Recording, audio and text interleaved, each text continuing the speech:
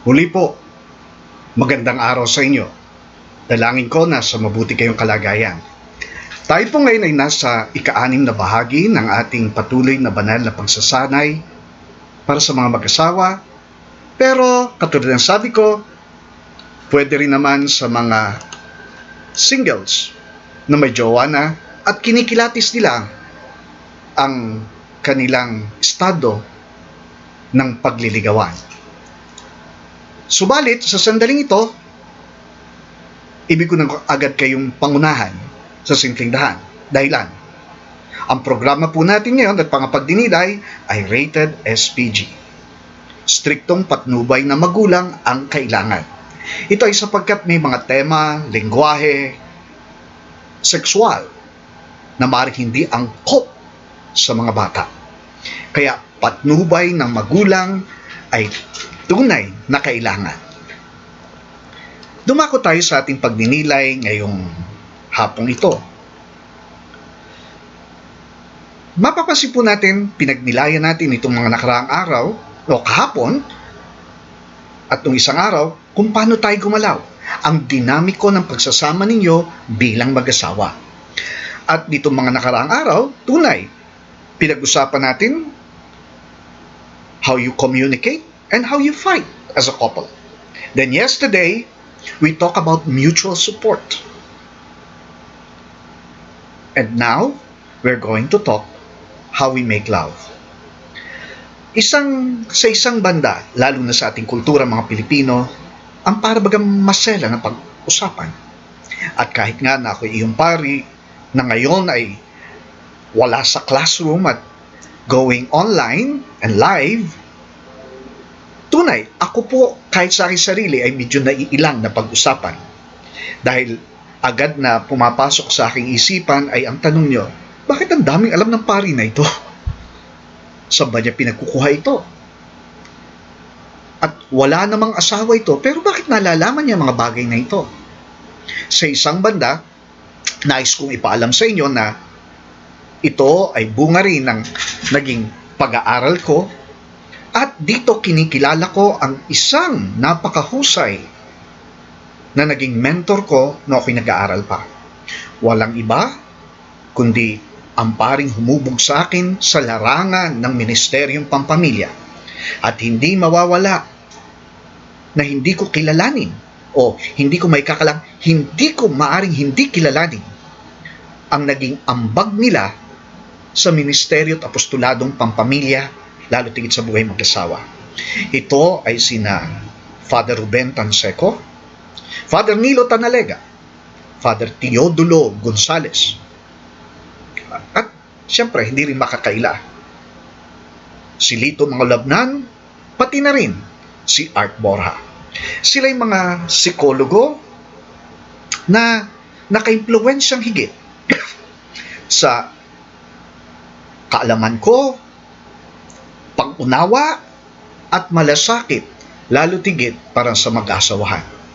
Kaya ipanalangin po natin ang mga iswitang ito na sana'y sila'y nasa ligtas na kalagayan at tunay naway ang pagpapala ng Diyos ay sumakanila sa simpleng dahilan.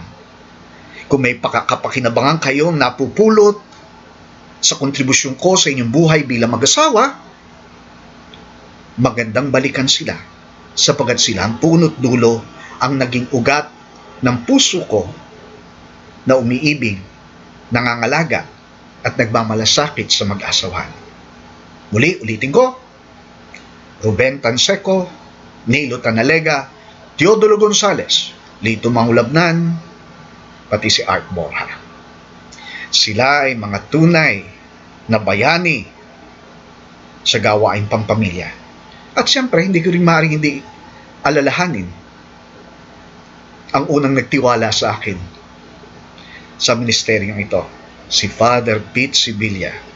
Siya ang unang Jesuita na kinakasama-kasama ako noon nung ako'y batang seminarista sa marriage encounter.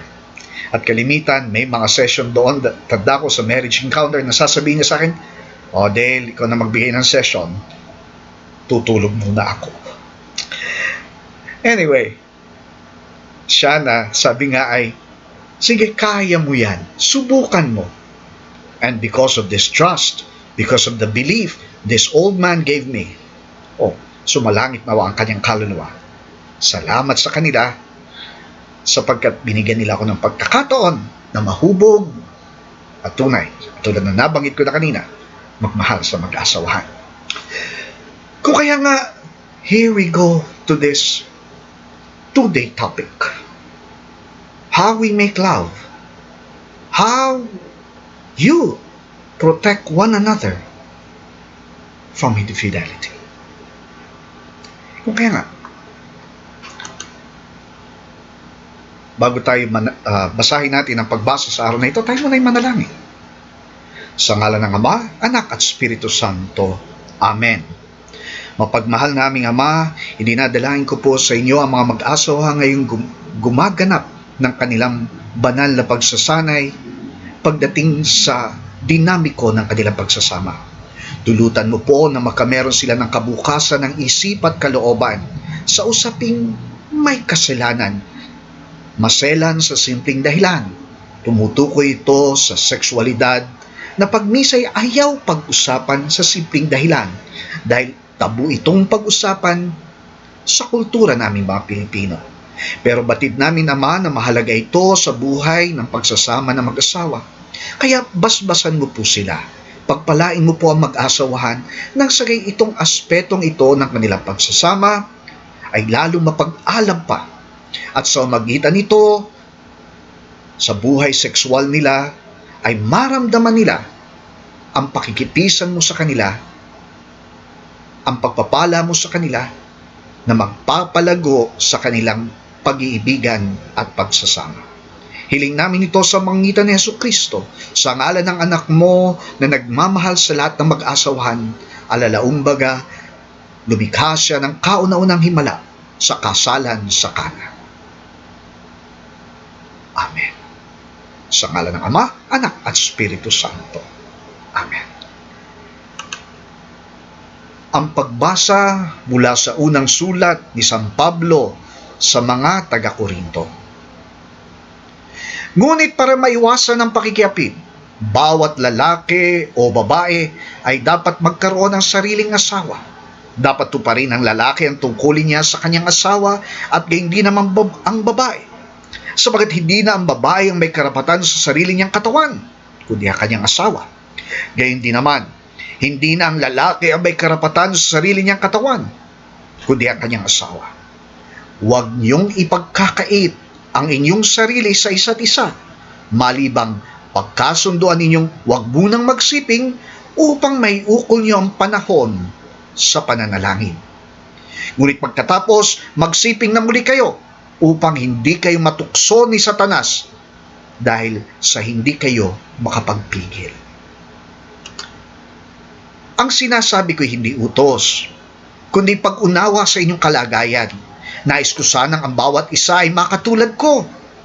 Ngunit may kanyang-kanyang kaloob mula sa Diyos at ang mga ito'y hindi talaga pare-pareho.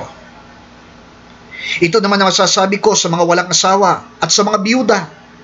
Mabuti pa sa kanila ang manatiling walang asawa tulad ko. Ngunit kung hindi sila makapagpigil sa sarili, mag-asawa na sila. Mas mabuti ang mag-asawa kaysa di makapagpigil sa matinding pagnanasa. Ito naman ang iniutos sa mga may asawa. Hindi mula sa akin, kundi mula sa Panginoon. Huwag makipaghiwalay ang babae sa kanyang asawa. Ngunit kung siya hihiwalay, manatili siyang walang asawa. Okay kung muling makipagkasundo sa kanya ang kanyang asawa. At huwag rin namang palayasin at hiwalayin ng lalaki ang kanyang asawa. Anong malay nyo, mga babae? Baka kayo maging kasangkapan sa ikaliligtas ng iyong asawa. At kay mga lalaki, anong malay mo? Baka kayo ang maging kasangkapan sa ikaliligtas ng iyong asawa. Minamahal ko mga kapatid, napakagandang pagbasa para sa mga mag-asawa. Dito nakikita natin agad ang kalooban ng Diyos. Una, malinaw kay San Pablo, sinasabi niya, nung ikasal kayo, wala ka ng karapatan sa iyong katawan, bagkos ito'y pagmamay-ari na ng iyong asawa. Kaya, ang sabi, huwag mo siyang pagkakaitan. Dahil baka ito maging daan ng ikahihina ng kanyang kalooban at dahil ito matukso siya ng dyablo at dahil dito, malamatan ang pagsasama at masaktan kanya. Kung kaya nga, ang sabi nito, maari lamang ito kung kayong dalawa ay nagpasya na hindi nga lang magsisiping dahil Kwaresma. O kung itong napagkasunduan yung maging sakripisyo upang lalong manabik ang sarili sa bawat isa na itong pagnanasa o itong pangailangan ng inyong katawan ay iaalay muna sa Diyos. Una, upang manabik ka sa asawa mo sa muling pagkabuhay. While at the same time, yung pagpipigil sa sarili ay bahagi ng iyong pagtitimpi bilang handog sa Diyos sa panahong ito ng pag-aayuno. Sapagat ang pag-aayuno ay ang pagpipigil natin sa sarili, ang pagbibigay disiplina sa ating katawan na ang hangarin ay yung higit na sabi nga natin ay makalangit na bagay. Parang ganito. Notice this, my dear brothers and sisters. Paano ko ba sasabihin ito? Parang ganito. Sa isang banda, abstinence create a fervent desire. Maganda yun. But at the same time, remember when you were young? Nung kayo nagliligawan pa lamang? Why is it that there is no sexual involvement between the two of you, and yet you feel so loved? There is a basic principle that says like this: a love that is expressed outside of sex is the love that could be expressed sexually. Why is it? Because it's not about performance and just the satisfaction of carnal desires and pleasure, but rather, sex become a celebration of life. A celebration of life. Kaya it becomes meaningful. Diba? Kaya, pero ano sabi ni San Pablo, ha? But after it ends, magbalik uli kayo. Magsiping uli kayo sa simpleng dahilan. Yan ay kalooban ng Diyos para sa inyo. Dahil kanya-kanya ang biyayang ipinagkaloob niya sa atin. At yan ay biyayang, sabi nga natin, ay ano? Nararapat at dapat sa mag-asawa. Kaya, pagpatuloy natin ang ating pagdidilay sa araw na ito. How do you support each other? How do you support each other? And truly, sabi natin, mutual support means mutual growth, mutual commitment, and mutual fruitfulness as expressed to different roles you play in each other's life. We said, or we reflected on the three things that are important in terms of mutual support yesterday. Being a confidant, being a partner, and being a friend. Now, we are going to deal with being a lover. My dear brothers and sisters, as husband and wife, more than being a confidant, a partner, and a friend, you ought not to forget that you are also lovers. And let's now try to reflect on what it means to be a lover. At ngayon nga, katulad ng mga ginagawa natin ng araw, pinupulsuhan natin ang estado ng inyong pagsasama bilang mag-asawa sa larangan ng pagiging mangingibig. That is, being lovers. And let me give you some sort of presentation on, at sabihin natin, the reality at times that is surrounding being lovers. Let's talk first of marital spirituality. Marital spirituality says, and this you could find in the Catechism of the Catholic Church regarding marriage. It says, the conjugal act is presented as a meeting that occurs not only between a husband and a wife who love each other, but also between the married couple and God.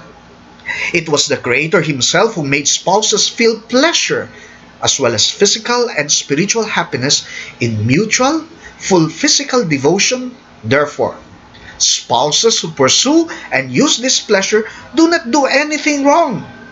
They only use the thing God given to them by God. Kaganda ng pagla-love making nyo is part of your spirituality as couples. That one way of communicating to your spouse truly is through your words. But the physical touches, your kisses, your embrace, and the actual act of intercourse or sex is your communication with one another. Yes. But more than that, husbands and wives, when they make love with each other, they're also praying. They're honoring God who called them to this particular beautiful and sacred vocation called marriage. Kaya, it's part of your spirituality. So make love to your spouse and be more spiritual. Huh? So let's go reflecting. Cute, di ba? Napakaganda na makita na hindi ito bastos. Bagkus nagpapabanal para sa aming mag-asawa. At hindi lang nagpapabanal sa aming mag-asawa, pinupuri namin ang Diyos sa tuwing minamahal ko siya. Tuwing ipinakikita ko ang pagmamahal ko sa Kanya, lalo tigit sa magitan ng aking katawan. That is where, sabi nga natin, the flesh and the spirit meets for husbands and wives. Let's continue our reflection.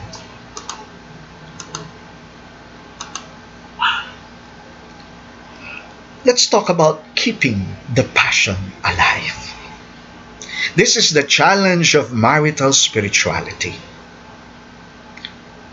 It's a very, wide-ranging topic. But this will be two parts. The first is, let's go for more diagnostic. What's the actual situation that at times couple are going through with regards to their sex life? But remember, paano ba? Sabi nga natin ay pag-iinitin, pag-aalabin, pagdidikit, magdirikit. Ang ganda ng salitang magdirikit. Sapagkat yung magdirikit, alam natin yung magdikit ay magsindi. Diba? Magpainit, magpaapoy, magdikit. Ang sabi nga nila. Pero pag tinignan mo yung salitang nito, kaganda. Hindi lamang magliyab, bakos magdikit, ibig sabihin magkapit. Magkapit. Kaya para sa mag-asawa, ang pagninig nila ay pagkakapit. Animoy, dalawang bagay na nagdidikit. At sa pagdidikit nila, nararamdaman ang init. Pero pag tinignan nyo pag nagdikit, animoy nananalangin sila. At ito ang hamon sa inyo mga mag-asawa. Ang ay magdikit, magdirikit, mag-alab, at magkaisa. Kaya pagpatuloy natin. Pero may assignment ako sa inyo just to emphasize our reflection this morning. If you have a chance na maka-download o may kopya ng pelikulang ito, balikan nyo. At total tayo na may lockdown ngayong quarantina, panoorin yung pelikulang ito. I would suggest this just to see, to have a picture of what it means if that aspect of marital relationship, sex, is going through phases of difficulties. The title of this film, wherein The main actor is Chris Rock, a comedian, and I tell you, it's a good movie. I Think I Love My Wife. Magandang maging ating, sabihin na natin, uh, parang panimula or just to emphasize my point. And you'll see in this film how a man is truly disturbed primarily because of their sex life as couples. Excuse me.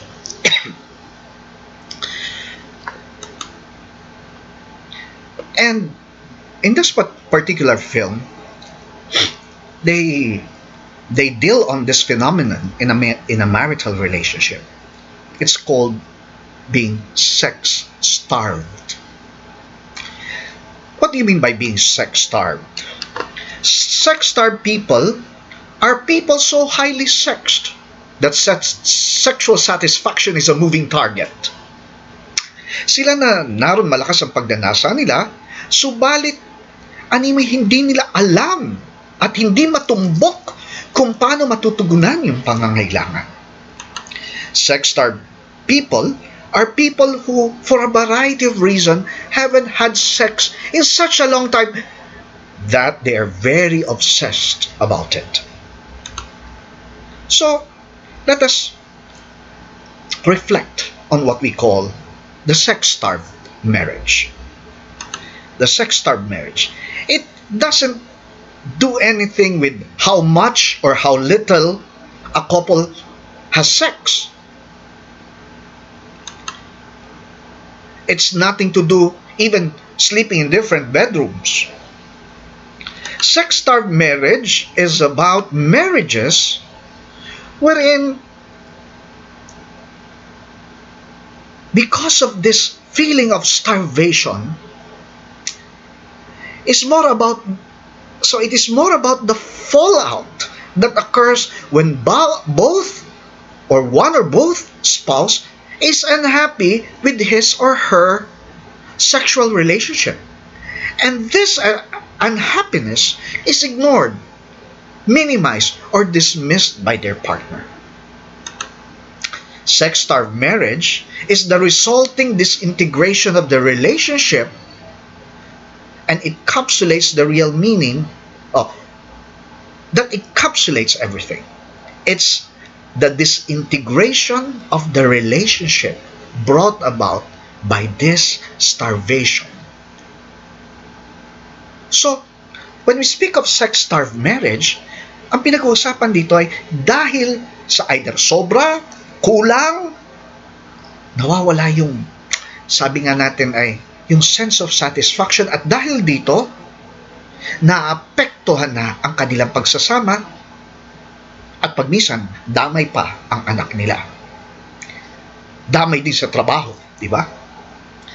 Kaya, it's the disintegration that happens. It's the fallout that happens. So, sex-starved marriage is when one spouse isn't interested in sex anymore. When one spouse isn't interested in sex, definitely the touching, kissing, and other forms of physical affection and intimacy cease as well. It is when the spouse distance from each other emotionally. So the first thing is, nababawasan yung mga haplos at himas, mga pamaraan ng paglalambing, at pag yun daw ay nabawasan o kinulang, ang sunod na, the distancing of the heart. It creates emotional gap. At the same time, each spouse involved in a parallel play, involved in similar activities, but without any meaningful connection. It could also happen that one spouse or both of them would give in, pero ang problema ay ito. Hindi niya maramdaman yung connection.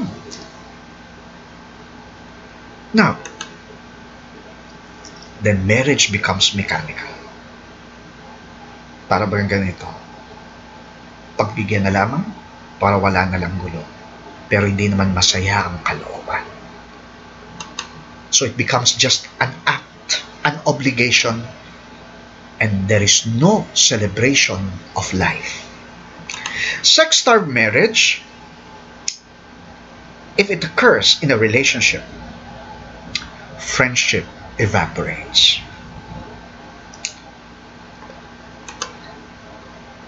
Anger bubbles just below the surface. Lumilika ito ng galit sa kalooban.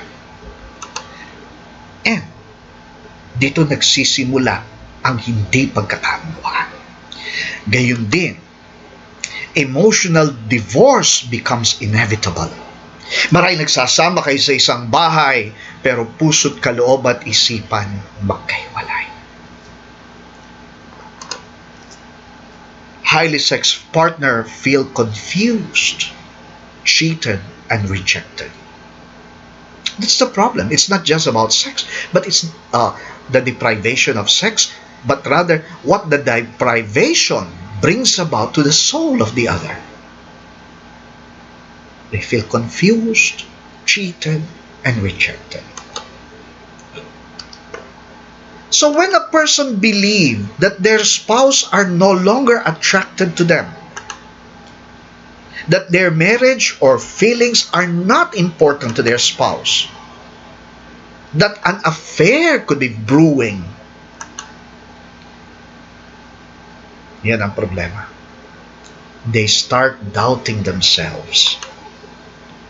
They question their abilities to satisfy their spouse.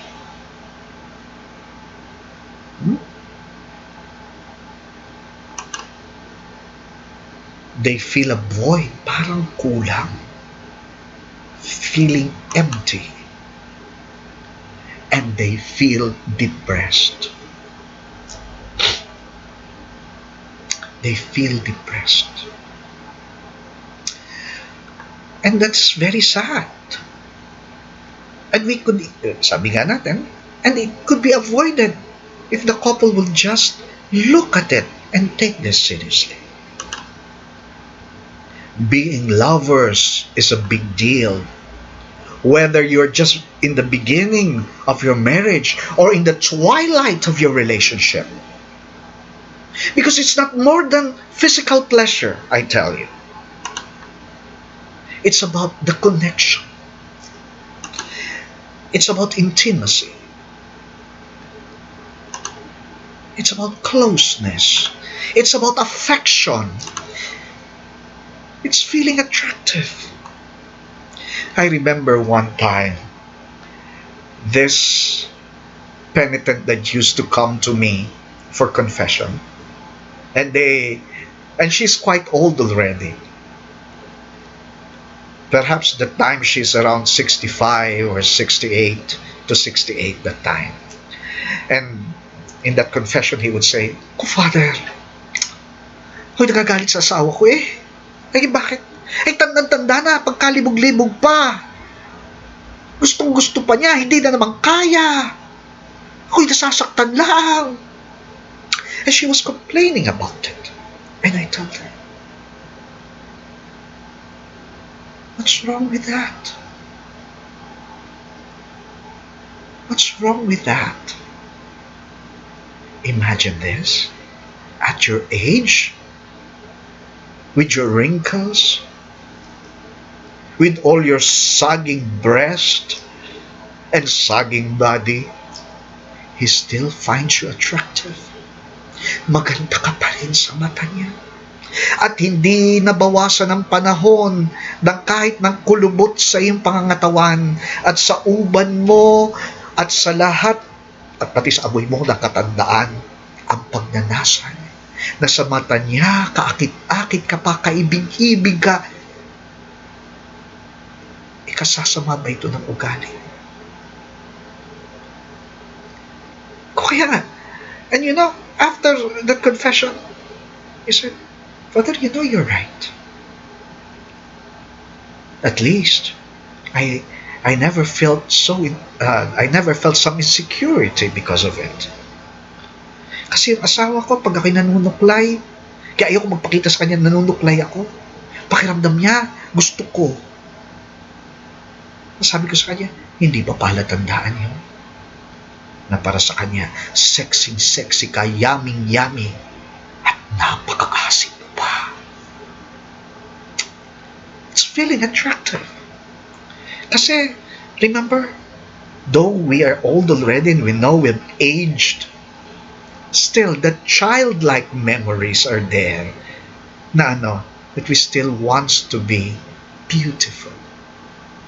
Diba, tanda mo ng bata, pag tayo tinawag na pangit, paiyak na tayo. Pero kahit tayo matanda, diba, hangad pa rin natin sabihin, maganda ka. Kaya napakahalaga na you have somebody who would tell you that you're still beautiful, that you're still attractive. It's about feeling a real man and a woman. Diba? And feeling whole as a person. Remember, mutual support creates that feeling of completion. My spouse made me whole. Ang kabiyak ko ang pumupuno ng kulang sa akin. And of course, it's about being in love. Each heart desires to love and be loved. And it's nice to know that after all these years, if you remain as lovers, you feel that I'm loved. Somebody loves me. Hindi ba kaganda noon? Kaya, aside from being lovers, it's important in marriage. Sex is extremely important in marriage. When it is good, it offers a lot of blessings to couples. First, it's about the pleasure, of course, but it gives connection, an emotional connection. And it is also spiritual. Some couples are quite surprised that at the height of their ecstasy, anong sinasabi? Surprising, huh? At times what they call is God. Oh God, I'm coming. Oh God, I'm coming. Huh? Bakit nga ba? That this act is also spiritual. At times the presence of God through your spouse could be felt through your husband, through your wife, as they make love to you. It builds closeness and intimacy. We mentioned it already. And it creates a sense of partnership that we are in this together. That is our grand enterprise. That this is our calling. And it makes one feel their relationship is different from the others. That you are truly special. That's what's between you is so special that it's just between the two of you. Because in the end, sex creates a powerful tie that binds. Kaya it's good to be remembered that sex and touching goes hand in hand. When sex becomes a problem, touching stops. Most of our family life workers would say, Father, pag pre-K na naman di naman nakikinig. Lagi bakit? Walang ginawa kundi magpanggasan yung kakasalin. Remember the time when you underwent also pre-K na? Nung kayo nagliligawan pa, magkatipang kayo, na gusto mo kahit mahawakan lang ang kanyang kamay, ang siya'y akbayan at siya'y yakapin mo, talikan? I tell you, because you were so in love then. How much touching ang namamagitan ngayon sa inyo dalawa. Tunay, naiiba sa panahon ng paghipok. Tunay, nung nagliliwan kayo, marahil ang hawak mo ay sa pisngi niya. ang ganda-ganda mo. Nung mag-ikasal kayo, ang hawak mo sa dibdib niya, ang ganda-ganda mo. Nung mga panganak na medyo bumagsak, ang dibdib niya, sa balakang niya, ang ganda-ganda mo. At ngayon kay matanda na, ang hinihimas mo na ang tuhod niya, ang ganda-ganda mo pa rin. Sapagkat masakit na ang tuhod niya at nirarayuma, hinihilot at hinahaplasan. Tunay nagbabago ang pamamaraan ng pagpapahayag ng paglalambing. Subalit, ang mahalaga, nananatili ang paglalambing. Pag nawala ng paglalambing, ang mga halik at yakap, ang mga haplos at dantay at yakap, this could be a warning sign that perhaps you are drifting apart as couples. There is a big correlation between touching and emotional intimacy. Sorry. Sorry po doon. Patuloy tayo. Why is it that way? Because sex produces feel-good chemicals, endorphins and oxytocins. When you are making love to your spouse, it creates endorphins, which protect you from feeling pain. It gives a sense of well-being, while oxytocin increases sensitivity towards your partner, as well as it creates bonding hormones. Kaya napakahalaga nito. Neurologically, hormones are created that makes you feel closer to one another.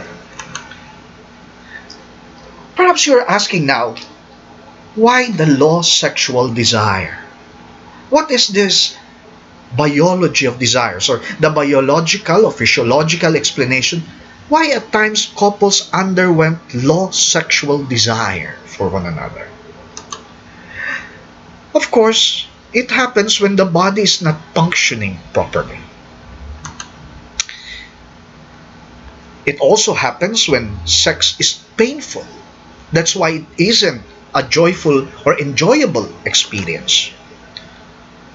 Or one eventually desire less of sex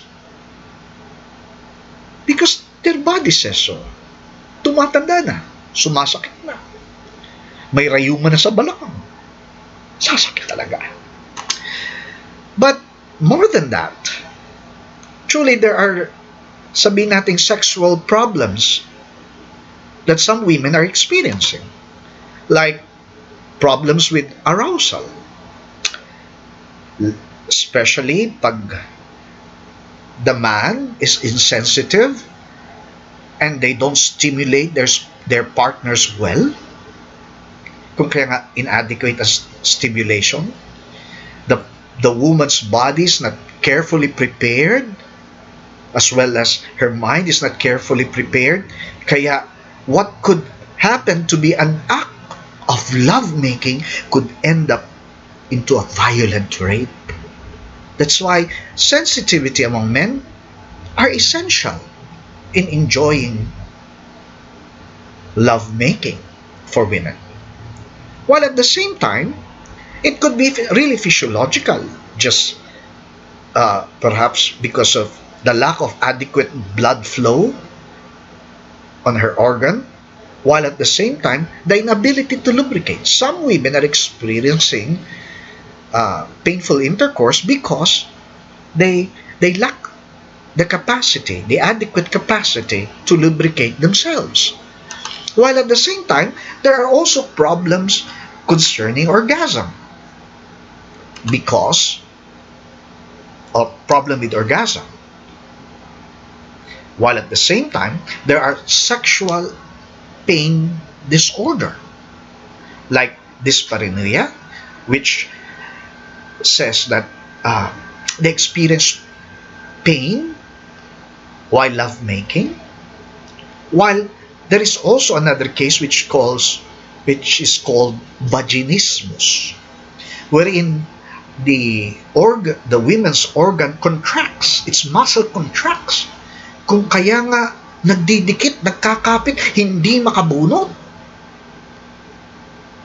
Oh, I tell you, this is real, my dear brothers and sisters. I had a case before that the man seemingly is disinterested to make love to his spouse, and the woman is jealous about it. She felt that para bagang he's doubting his fidelity. Baka may affair, baka may mas attractive para sa kanya. But during our counseling session, siya sabi niya, I'm very much in love with my wife. I have no whatsoever doubt about her attractiveness, or I don't question in terms of my attraction to her. She still is so sexy to me. Then I said, why? Anong sagot sa akin? Kasi Father, traumatic po ang aming sexual encounter because they had their honeymoon in Baguio, and during their honeymoon, their first encounter, naglakjo, hindi makabono. So they were brought into the hospital. And while in the hospital, anong nangyari? Pinagkaguluhan sila ng tao, pinanood sila. Dahil sila'y binalot lang sa kumot at dinala ng bellboy sa ospital. Eh sabi niya, Father, nakakatakot yun. Baka maulit-uli. Di madala kami sa ospital at mag-freak show kami doon. That's vaginismus. Yung talagang hindi makabunot. While on the other hand, male sexual problems involves ejaculation disorder. Ano ito? Ito yung either hindi maka-ejaculate or ang bilis naman. Yung para bagang ang larawan yan natuktok palaan sa pinto ng simbahan, nakaluhod na. Or erectile dysfunction. Yung tipo naman na bayang magiliw, handa awit, magsitayo po ang lahat. At kumanta ka na ng bayang magiliw, hindi pa rin umaangat ang bandera. Di ba? It could be very frustrating both for the husband as well as for the wife. Why is there a what's the physiological reason behind low sexual desire? They would say because their hormones are running amok, and it goes with aging. For women, it's about childbirth. Some women, especially after childbirth, experience postnatal depression. Some women, kapapanganak lamang, syempre, it takes time and to rest. And some women, talagang walang gana because they could still remember the pain of giving birth. Ako'y na-assist sa Fabella. Alam naman yung Fabella Hospital sa Manila. Factory ng baby. Back during the time when I was helping sa Northfield Rehabilitation for Unwed Mothers. Pag naroon, galit na galit sa kanyang asawa. Kung murahin ang asawa, hindi ka na makakaulit-uli. Pero wag ka. Sigurado ka, next year, naroon na naman yung sa simpleng dahilan. Kasi nga, they could still remember the pain. For some, it's about menopause. Menopause. Or, for some men, andropause.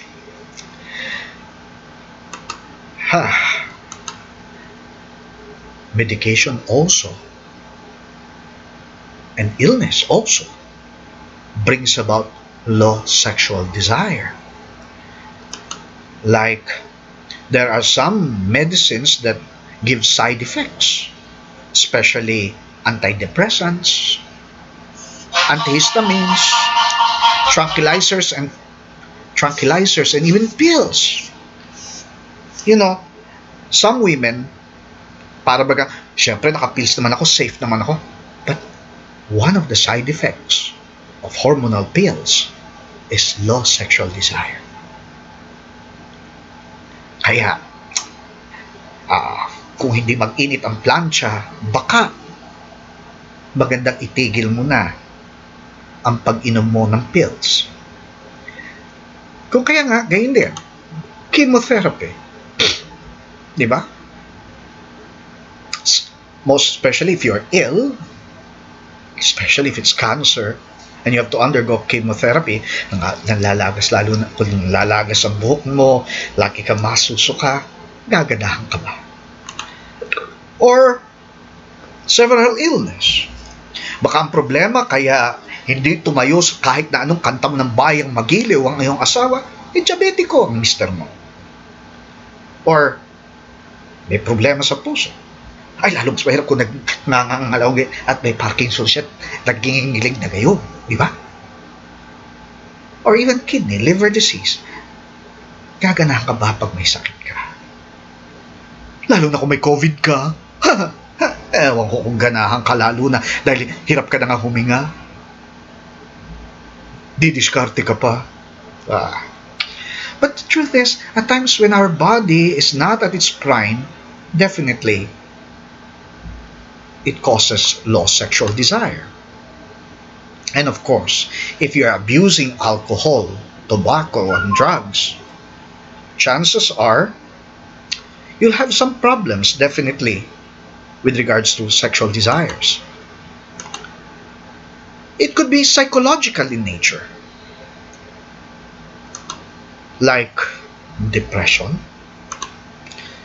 poor self-esteem, negative body image, lalo na kung hiyang-hiya ka sa pangangatawan mo. Or syempre, if it's he or she is grieving, Diyos ko po naman, maiisipan pa ba yan kung namatyahan? Or experiencing loss, like loss of job. Ewan ko kung gaganahan ng asawa mo ngayon na nag-iisip siya na kung may babalik ka pa siya trabaho after this quarantine.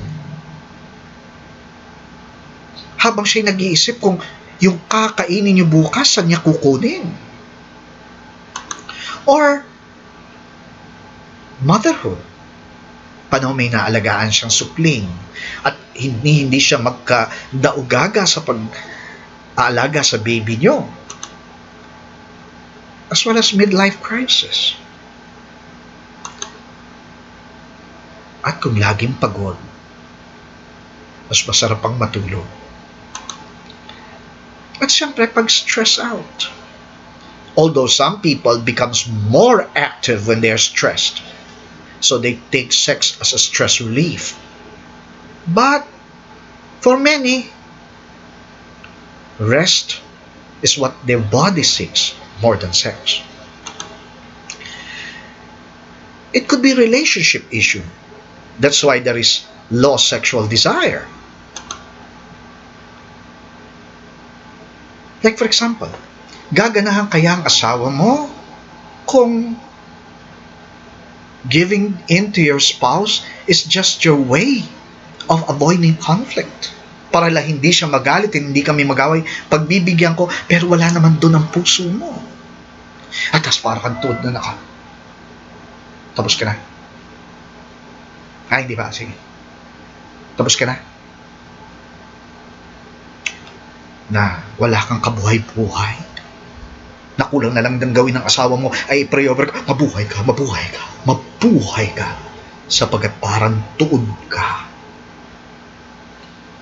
Or an assertiveness trap. Anong ibig sabihin dito ng assertiveness trap? Yung para bagang it's your way of turning him off. I remember one movie by Judy Ann Santos na sabi niya dun sa kanyang asawa, para bagang ito, anong iniintay mo dyan? Parinig ka. Pagbigyan natin yung human rights mo. I don't know whether I remember it right, pero yung human rights mo, dali, parinig ka. Na imbis na ganahan yung lalaki, pakiramdam niya lalong hinahamak siya.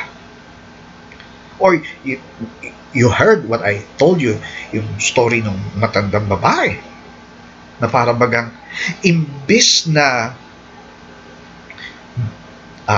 Samahan mo yung asawa mo sa pagnanasa niya para sa iyo, ang gawa mo naman ay hinahamak mo ito. Yung parang tipong, ha? Kukulbit-kulbit ka? Tandang-tanda mo na libog mo pa. Kaya mo pa ba? Kaya mo. Di mo na naman kaya eh. Oh my. Or it could be relationship because up to now you haven't forgiven him or her. Especially when you go through an episode of infidelity.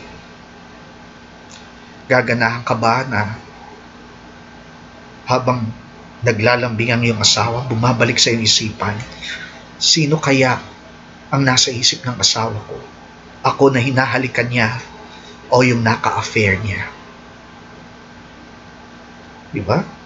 Or kung pumapasok yung insecurity mo dahil naalaala mo yung ginawa niya. Or low sexual IQ. Kulang yung sensitivity sa asawa, that's first. But at the same time, hindi marunong. Ang natutunan yung sa pornography. Ang natutunan ay yung napan sa pornography or yung nakuha sa pagerper. Kasi sa pagerper, customer is always right. Nagbabayad eh. Pero syempre, because customer is always right, the pagerper's intention is your satisfaction. But remember, when making love to your wife, hindi pagerper ang asawa mo. Diba? Kung hangad mo ay kanyang sexual satisfaction, then, hindi mo pwedeng hanapin yung mga naranasan mo sa isang babaeng pakawala. Kaya nga, low sexual IQ. Ganon din. Sex talk phobia. You see, at times one of the important aspects of your sexuality as couples is that you talk it out. You talk about what you want, your needs, what hurts you, especially in the act of lovemaking, or even your fantasies. At times, fantasy is also important in a relationship. Your role play, maiba lang. And we'll talk about it later. But the moment na takot kang pag-usapan ito, you're afraid to open up what you want and what you need out of fear of getting rejected, could also hamper the quality of your lovemaking. The intimacy dilemma, the catch-22, they say. Yung bang tipong gusto mo, pero takot kang kumalabit sa simpleng dahilan. Baka hindi ka pagbigyan, magagalit ka lang. Kaya, ang mangyayari, tulak kabigin ang iyong damdamin. So, how supportive am I being a lover? Again, let's go to our reflection. But in order to answer these questions, like our previous reflection, ask your spouse. Tanungin mo siya. Kasi siya naman ang makakasagot eh. Alam nga naman, tanungin mo ko, malay ko ba sa inyo pinaggagawa? Tanungin mo ang iyong asawa. At hayaan yung baybayin natin yung mga halagang tanong. Ang una, as I said, a love that is expressed outside of sex, is the love that could be expressed sexually. So you have to begin with emotional intimacy before sexual intimacy. So let me guide you through these questions posed by Kathleen Mates Young Man. How do you define emotional intimacy? Para sa iyo, ano ba ang ibig sabihin ng emotional intimacy? Paano mo nasasabing nagkakaisang loob kami? Or another word about is palagayang loob. Kung saan lumalagay ako sa loob mo. How comfortable are you being emotionally intimate with me?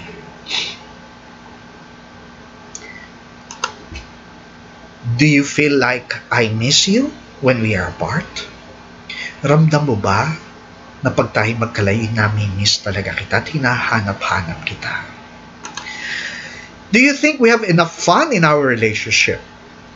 As I said, having fun in a relationship is a prelude towards lovemaking. Why? Because lovemaking, it's no longer a performance thing or an obligation, but rather a celebration of life. And every time we celebrate life, we are also in an act that is very spiritual. And we call it prayer because it's a form of communication not just between you but also with God. Do you feel connected to me even we are doing things separately? Para bagang everything I do always lead towards making love to you. That every act I do, mula sa pagluluto, mula sa paglilinis ng bahay, kahit sa aking paliligo, ako'y naliligo sa simpleng dahilan, gawa mo. Naku, sanay lahat. Lahat. Yung parang ako'y naghahanap buhay para ako'y lalong ibigin mo. Diba? Ako'y nagsisikap maging mabuting ama para ako'y lalong ibigin mo. While at the same time, do you think we spend enough time talking about our feelings, hopes, and dreams? Remember the time when that there is a very strong desire in your heart to make love to your spouse before you get married. Notice this. At the heart of it is because during that time when desire is so strong, it was the time when you were sharing your feelings, your hopes and dreams to one another. Do you think I'm affectionate and make our sexual life enough of a priority? Mapagmahal ba ako? At talagang binibigyan ko halaga yung sex life natin? Well, are there some signs? Of course. Yung ako'y nagtututbrush. Ako ay naliligo. Yung ako'y nagte-text kahit sa kalagitnaan ng ating trabaho, sabihin, miss you na. Lapit na ligo ka na. Yung pinadadama ko na tunay. Mahalaga sa akin ang ikay makasama. Mahalaga sa akin na ako'y naglalambing sa iyo. Is there anything I can do to improve the emotional intimacy in our relationship? Mahalaga rin po yun. Baka naman may makagawa pa na palalimin yung emotional intimacy because the quality of your emotional intimacy would also spell the quality of your sex life, as I mentioned a while ago. Let's level ourselves. Medyo mahirap-hirap itong itanong na sa asawa. Na pag hindi kayo, at least you could now make an excuse. Oh, I'm doing a spiritual retreat, a couples retreat, kaya itinatanong ko ito sa'yo. But at times, normally, ang hirap nito itanong sa iyong asawa na para ba siya sabi mong, oops, hindi ka ikaw may problema. And it could appear judgmental. But anyway, because we're doing a spiritual retreat, then I guess it will be far easier for you to ask your spouse, do you think that we have a healthy sex life? Do you feel comfortable talking to me about sex? Is there anything I could do to make it more comfortable?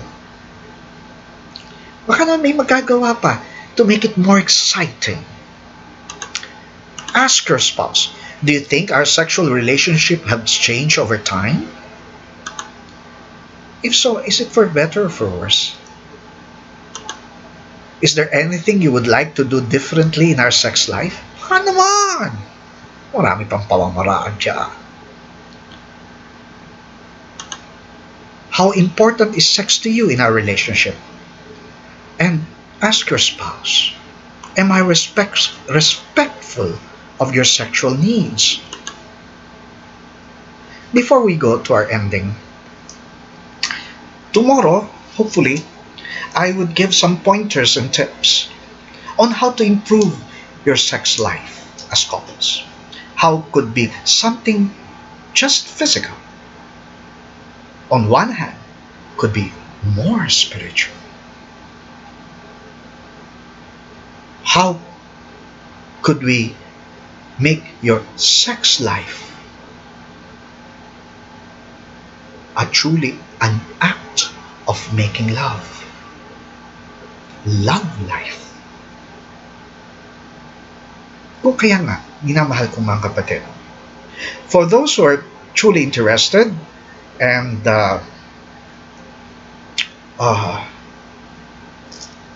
would like to have an indicators of their sexual style,